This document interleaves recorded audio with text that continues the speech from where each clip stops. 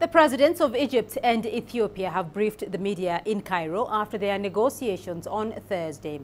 The discussions focused mainly on the Grand Renaissance Dam, as Yasser Hakim reports. The issue of the Ethiopian dam has topped the agenda of talks.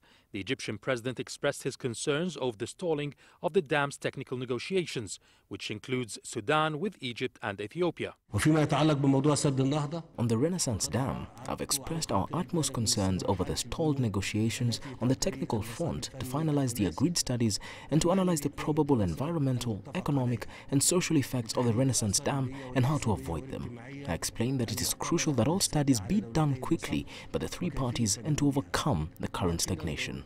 Ethiopia says it has built the dam to generate much-needed electricity.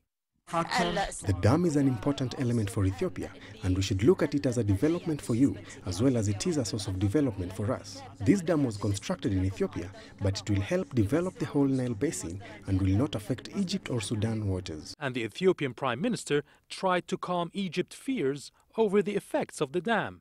Ethiopia and the Ethiopian people will never under any circumstances even think of harming our Egyptian brothers in any way. The river Nile flows through us all, and we will not harm your country in any way. Egypt head of state Abdel Fattah al-Sisi said Cairo has requested to include the World Bank in the trilateral talks. We requested this issue because we wanted to overcome the delays in the negotiations for the last few months so that we can move forward in this regard, and on a condition that it would be accepted by the three of us. There would also be another party that would join us with its expertise and opinion, and that will be accepted by all of us. There are procedures based on the construction of the dam, and according to our previous agreement, we do not want any unilateral decisions concerning the filling of the dam. The outcome of the summit has been described by some as a relative improvement than before. Before the visit, there was aggressive criticism from the media in Egypt, Ethiopia and Sudan media as well. Now, Egyptians are a bit relaxed because the Egyptian president calmed these tensions before and during the summit. He confirmed in his statements that Ethiopia does not intend to harm Egypt. The only path ahead is through partnerships and mutual understandings, and that we will never fight our brothers, the Arabs and Africans. And on the sidelines of the summit, Egypt signed a protocol to establish an industrial city and agricultural projects in Ethiopia. The statements by both leaders have been reassuring to the peoples of both nations. Relations look positive. But what remains now for most is that these positive words would be translated into action on the ground. Yasser Hakim for CGTN, Cairo.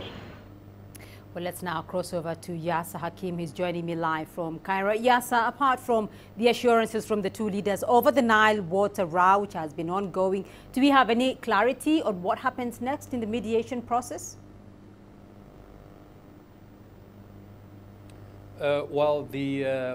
What has happened, obviously, is that the summit has created a kind of a, if you can call a feel-good atmosphere there between both countries. It has been very strained in the last few weeks, and with Sudan as well. The talks had stalled since last November, and what they have done is like they are rebuilding the relationship again, rebuilding the issue of trust, which is very important in such a situation, and good intentions from both sides. And they have managed to reflect this kind of feeling or this kind of atmosphere going forward.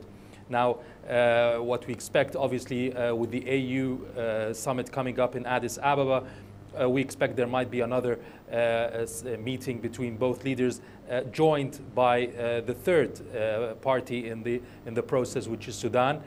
So we expect they could be meeting again very soon to build on the next steps concerning this issue. At the same time, they would be also agreeing on the next meeting of the Commission and the technical committee, trilateral committee that is assessing the effects of the dam and the construction of the dam and its effects on Egypt and Sudan. So there is a positive outcome coming out of this, and although there's no set timetable for the next steps, there's no reply from Ethiopia, for example, on Egypt's request to introduce the World Bank as a mediator in the technical talks. However, they have built the mechanism to go forward and to outline and solve these issues as soon as possible.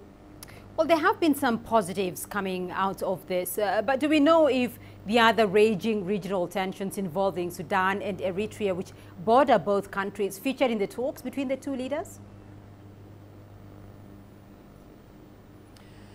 Well, concerning Sudan and Eritrea, obviously Sudan had also fallen out with Egypt on several issues like the border issue and the arming of rebels and also the Renaissance Dam, but also the signs coming up and the message coming out of Sudan in the last couple of weeks have actually gone hand in hand with the positive messages coming out from Egypt. For example, the Egyptian president a couple of days ago had stated that clearly that Egypt has no intention to interfere in any affairs of these countries, and that Egypt has not confirmed or had not announced that there will be any forces in any area in Eritrea.